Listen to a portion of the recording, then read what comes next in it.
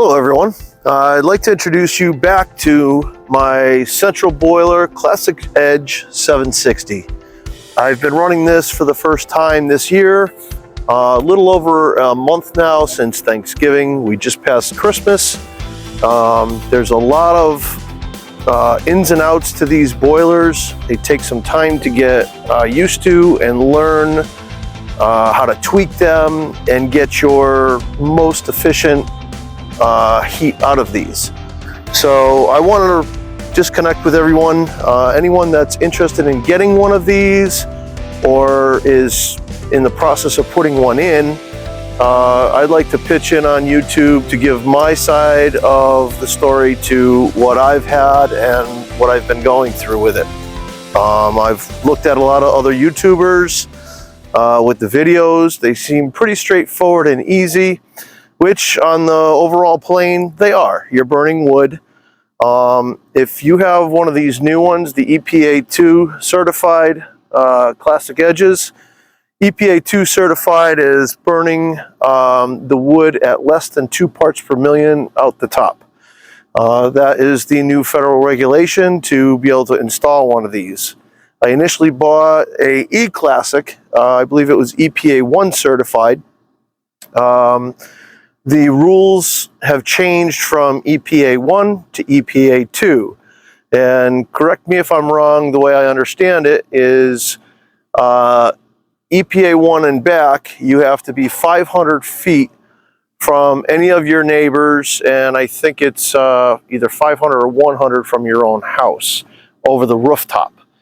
The EPA 2 certification scratches the height to your own house, and it's based on your neighbors. So you could be, believe it's 100 feet from your closest neighbor. You have to be over their rooftop.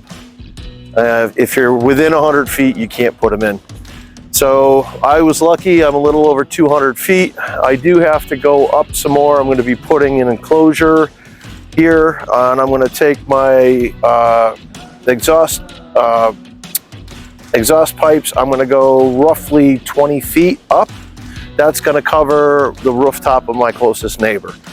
So that's one thing to be conscious of. I did have, as I mentioned, an EPA 1 certified boiler I bought used, and I was calling around looking for Thermopex, which is the insulated pipe that goes in the ground to your house.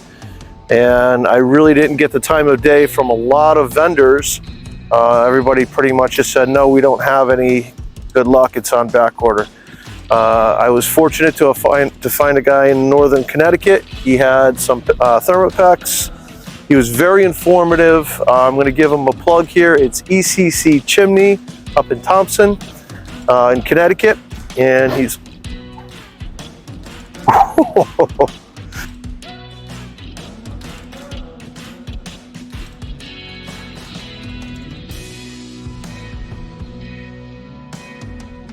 wind and a little poof. That's one big thing with these. You have to make sure you read the instructions, the manual. If you don't, you can get hurt. These are, I'm going to switch over to this since that just happened. These are pressure chambers. They do not naturally burn the wood, they gasify the wood. What that means is you get a fire going in the bottom, get your bed of coals, and you load your wood up. When you close this chamber, you've got 2 air tubes that are electronically controlled, letting air in, and there's a fan that pressurizes this chamber to a certain amount. It did it again, releasing pressure. When it creates the pressure, there's a superheated environment of the gases of the wood. It not only dries the wood above it, but it gasifies it. Now, when it gasifies it, those gases are flammable. It's similar to if a house is on fire and it's all closed up, there's no smoke, there's no sign that this house is actually on fire.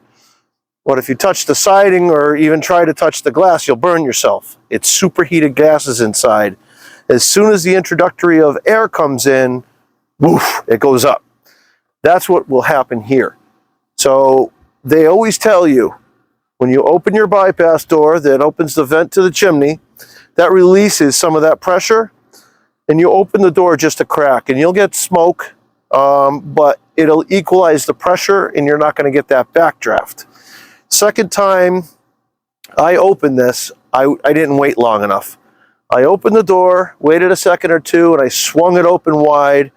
And good thing I was standing on the side, because the flame shot out a good 2.5 feet. That would have been my face, my hair, and everything else. So a couple tips and pointers on this. Be careful with it. It's an actual furnace with fuel. Fuel is the wood. I am on 32 acres here. I have plenty of fuel wood. And I'm able to run this with the wood off my property, which is wonderful. So back to that Thermopex and the connections and everything.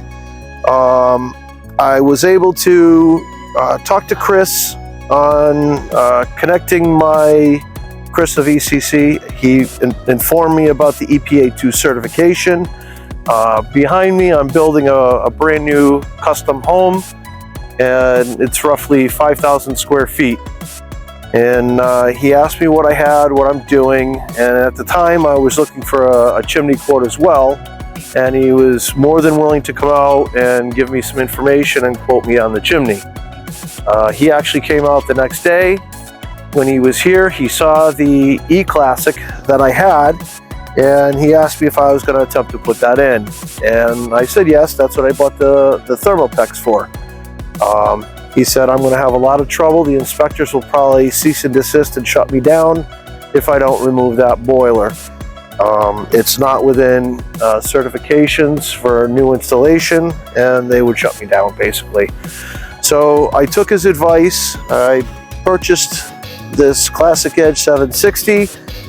He had one on order. Whoever it was didn't have the money or whatever the case, and he already had it coming, so he was looking to sell it. I paid for it. It came in right away, which is great. I understand they're on a year back order now to order them, but I was able to get it in, which was very fortunate for me. As I'm building the house, I did all radiant floors throughout, and I don't have a propane line hooked up yet, and it's getting pretty cold. So what I was able to do was get my outdoor wood boiler running. I put some zones inside, and I was able to get my radiant heat fired up successfully, and we have some heat in there. There's no insulation yet, so this guy is running at full force. My burn times are shorter than normal since my water temperatures are literally cranking up and then cooling off quickly, as all of my heat is going out through the roof. But it's sufficient enough to get my chimney guys warm enough to have the concrete dry and keep somewhat warm. So basically, these units can be tweaked. There's a Firestar controller with E-Link technology. What that means is I can have my cell phone, which I'm recording on right now. There's an app that you can monitor your temperatures, your burn times, and so forth. And you can communicate through the internet. It's an internet-based, you open the web browser, you go to the Firestar, myfirestar.com, and put your serial number in, you can connect. I find that very useful, and I almost feel as if I can't live without it. Conditions change. Some wood may be a little more drier than others, and it'll either burn faster or slower. With these units, I'm finding green wood, I go through it very quickly. It takes the moisture, turns it to steam, tars everything up, and I'll put a little segment right at this point. You'll see a picture with my gloves. My gloves are covered in tar from that green wood. So you definitely want to get something when you're loading the wood. Get an old jacket, as you see here. I've got tar all on the face of my sweatshirt. It does get tar. You're not going to avoid that. The only thing you could do is minimize it. Try to keep it as clean as possible, and burn on. So there is a powder available that can help reduce that tar. I'm going to be getting that this coming week, try to reduce that level, and I'll see how that works. So as far as tweaking, I set my controller to a range. There's on the app, it shows you a water level OK range. That OK range is within heating temperatures to send the hot water in that's acceptable to central boiler. I believe it's coming from the factory around 185. I found that was a little too low since I'm burning at a faster rate, trying to keep the house warm until I get it insulated. And I've been monitoring the app. There's a history that tells me when my burn chamber goes up to 100%, which it's at right now.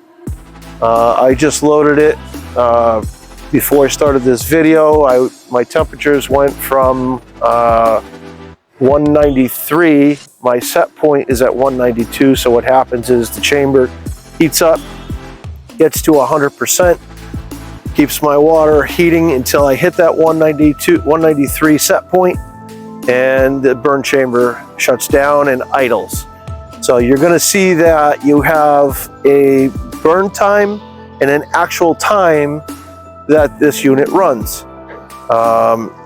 In the beginning, I started around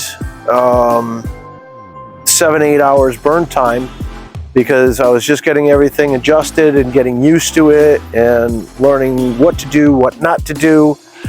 And from there, I've gone up to, I think right now, I don't let it go all the way down to 0%, which is a reserve mode. It's just a low fan idle to keep the fire hot. I bring it down as it shows in the manual to the bed of coals, and then I'll load it up. So I'm roughly 14-15 hours now on an 8-hour burn time. So when this chamber goes up to 100%, my reaction chamber's hot heated and gasifying the gases, burning it. It's running using the fuel, and that's my burn time. And then when it goes back to that idle state while the water cools down, that's my overall time that I have as an extended period. So I've seen on YouTube some people claim up to 30-something hours. I'm halfway there right now, and my house isn't even insulated, so I'm looking forward to that. I'm hoping when I get my peak range out of this, I'm all insulated and everything's operating as planned. I will hopefully be able to get this loaded once a day, and we'll be good to go. So if you are also watching my new house build, I have the inside portion of this, which is all my heat zones. I've actually added a 120-gallon hot water indirect tank, indirect hot water heater. That 120 gallons inside alleviates the work on this end. So my water temperature in here doesn't have to drop so quickly and have to burn more fuel to get it back up so quickly. What it does is this will be at my 190 range. It's 170 to 190 it runs. It pushes that water into my indirect hot water coil, the heater, that heats up that 120 gallons, and it maintains my radiant heat inside. It's saving, it's kind of like an extra battery for any system you use. Gives you extended playtime, if you will. So that has started to do its job. As I mentioned in the beginning, I was like 6 to 8 hours of burn, and now I'm up to 14-15 hours. And then once I get everything insulated, I expect that to really increase.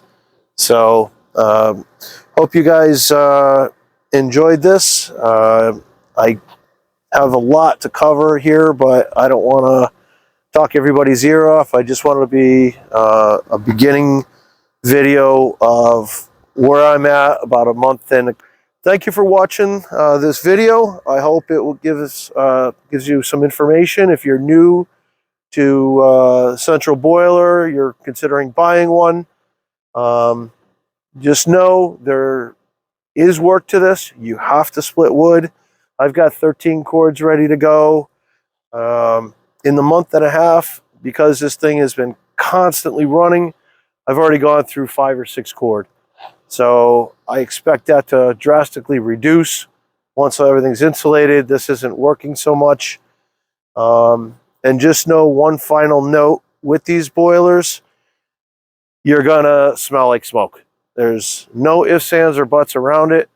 I didn't think it was that bad in the beginning, but I now wear a hat, an old sweatshirt, because boy, you smell like smoke when you walk away. You open the door, and the smoke is coming out, and you're getting near it to throw the wood in. That smoke gets around you. Don't try to breathe it. Just try to get the wood in, and you should be good to go.